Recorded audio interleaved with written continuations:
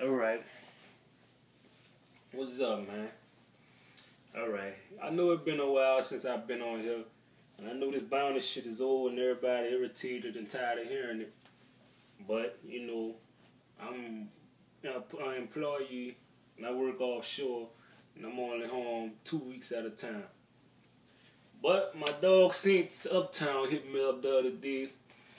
And he said he hoped to hear more from me this football season, so I'm going to give everybody that. And I told him, I said, yeah, I'm going to get on there ASAP because I want to address this bounty situation. Alright, they said what they was going to do, fine. Want to suspend Peyton, that's fine. We did wrong, so we're going to have to face the consequences.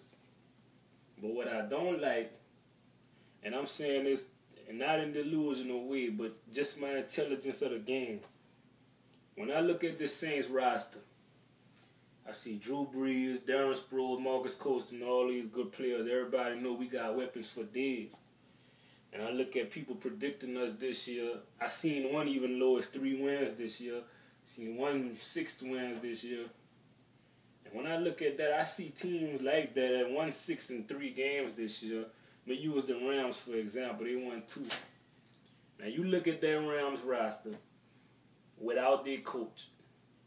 And you look at the Saints roster without a coach. Do you honestly think that's a 3-win team opposed to this 2-win team with that roster? Do you? Alright, I didn't think so. Alright. So I see people saying without Peyton, we supposed to just struggle and just fall all the way down to the bottom of the NFL world. Me and the rest of my Who Dat fans, or the members of the Who Dat Nation rather, I'm sure they don't agree with that. Because that's a talented team. Like, I'm going to take it as an example of basketball. Jordan, Pippen, and Rodman. Even without Phil Jackson, that's still a championship Bulls.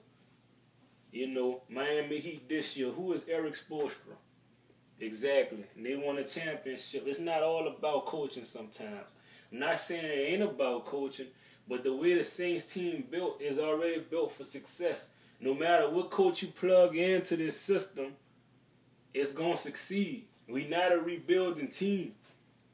So how is our offense going to just miss a beat? We've been number 1 in the offense since 2006. Maybe 2 years since then we didn't have the number 1 offense. How is this offense just going to struggle without the presence of a coach? Take you back to last year. The man missed 4 games last year. The very next game after he got hurt, we played the Indianapolis Colts. They lit up the scoreboard and beat them 62-7. Yeah, and I knew that's the Colts, but that's still an NFL, that's still a pro team. And it's still hard to score 62 points on anybody. So I watched that game, and a lot of people don't agree with me, but that was a blessing in disguise for us. Because that let us know we got a potential head coach in our offensive coordinator, Pete Carmichael, which who called that game. Because in that game, we set a franchise record for punch. We set a franchise record for first downs. And it was one other record, I think, for maybe Pern scored in a quarter. Basically, the offense didn't miss a beat. Sean Payton was nowhere in sight. All right. So what makes you think this year that's going to be different? I'm not taking nothing away from Sean Payton, but you have a superstar on that team. And his name is Drew Brees. So for people to say they're going to struggle because of Sean Payton's absence makes me feel like, oh, Drew Brees not a great quarterback then. And I know I'm not agreeing with that. I'm not agreeing with that because I don't think you can plug in any coach in that system and the quarterback going to succeed. I just don't see it. When teams game plan for us, Tampa Bay, Carolina, and Atlanta Falcons, when y'all play us, y'all still got a game plan for number 9. No matter who's the coach, whether it's Aaron Cromer, whether it's Steve Spagnuolo, whether it's Joe Vitt, whether it's Pete Carmichael, your intentions is still on stopping this guy that's still going to be playing the game. The coach is on the sideline calling plays. Yeah, let me get a flea flicker. Let me run the ball up the gut. Yeah, you can call whatever. When the man get behind center and getting ready to take snaps, that's the real coaching. That's when the real coaching begins. A coach can only do so much on the NFL sideline. He can call the play in. They're going to break out the huddle. All right, but when a quarterback reads his defense and does the check downs and all that, if he sees something he like, he going to exploit it each and every last time, no matter what the coach calls. So what make you think Drew Brees not going to do that this year, man? If he sees Sean Witherspoon or John Beeson or I don't even know Tampa Bay linebacker or whatever, if he see them creeping up on the line showing blitz, you don't think he know how to react to that? The game of football is played with the intelligence of your players, man. The intelligence of the Saints quarterback will keep them as the NFL's elite. You know? And that's all I can say. When you come to town, you still game planning for number 9. And the team, the fans that's making me pissed off more about this is Falcon fans, because I see all this NFC South champions, NFC South winners. That let me know what you really think of your team, because before all this bounty shit came about, we didn't hear none of that. We didn't hear none of that. All we heard was we going to make it to the playoffs. We didn't hear we was going to win the division. So that means y'all some sorry losers that got to depend on a coach being suspended for your success to come. We don't care us. We want Mike Smith the coach. We want Roddy White to suit up. We want all your key components there so we can beat you. That's how we want it. We true champions, man. We don't have to bank on somebody being suspended to win. That's your only motivation going into 2012. Y'all don't have nothing else. You didn't do shit in free agency. You went get Asante Samuel, who he good, you know, but he ain't been producing like he used to, and that's not a big area of need. You needed a defensive front four, if anything. So with that being said, you got Cam Newton and Drew Brees to play twice a year. And all you did was strengthen your secondary. You got a mobile quarterback like Cam Newton who won't scramble out the pocket anyway and find an open receiver. No cornerback, I don't care who you have. Deion Sanders can't cover nobody 30 seconds, 20 seconds, 15 seconds. He can't cover that long. You got to bring some pressure. You still don't have no good offensive line. You're banging on a second-round draft pick to be a difference maker. You're banging on rookies to be a better team, man. I don't even use rookies.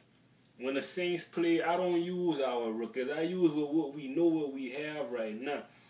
We had a pretty decent free agent acquisition. We had Broderick Bunkley. We got Curtis Lofton.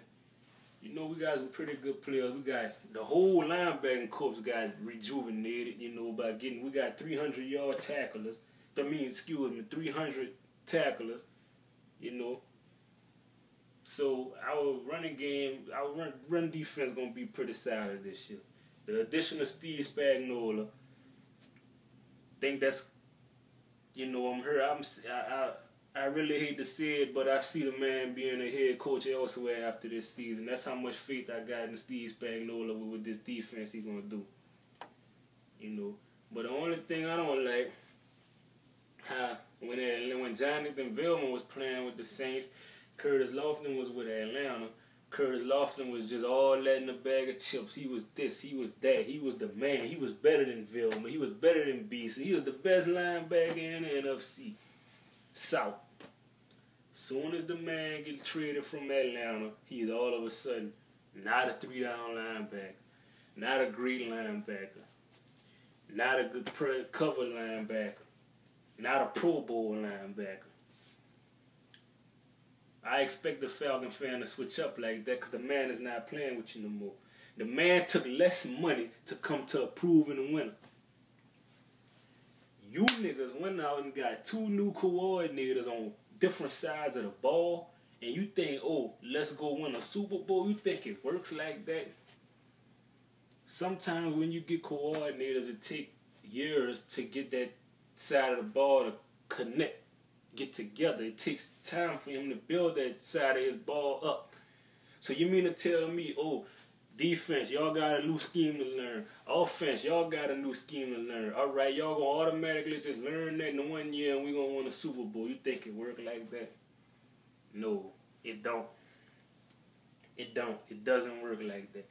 You want to change your offense to a pass-first offense, like the Saints. That's not happening. If you take that ball out of Michael Turner not seeing him 25-plus touches a game, go home. Go home.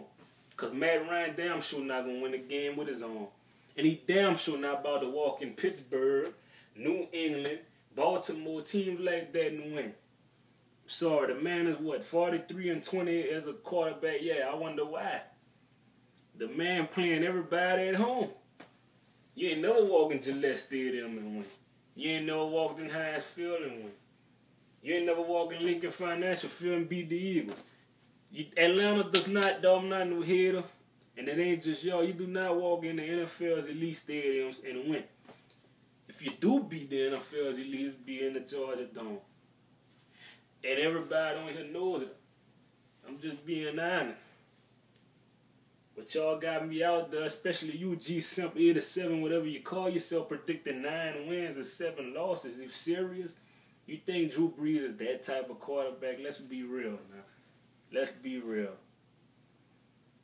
That's all I'm saying this year. Us against the world. That's how I like it. That's how I've been wanting it. That's how I've been wanting it, because ever since the Saints been having this success, we got fans from all over the U.S. wanting to come on the bandwagon. No, I don't want that. If you ain't from that Gulf Coast, don't come root for us, because we was here day one. We going to be here till it's over. Don't care who there. All I'm saying is keep banging on Sean Payton to be a success in Atlanta, because that let me know you sorry losers. You'll never have a ring. Never will.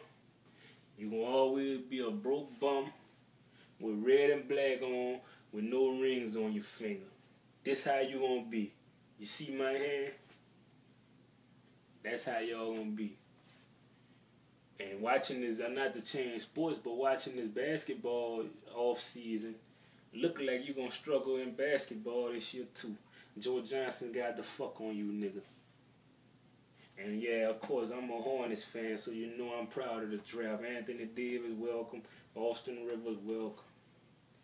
But right now, I'm talking about the Saints till I die.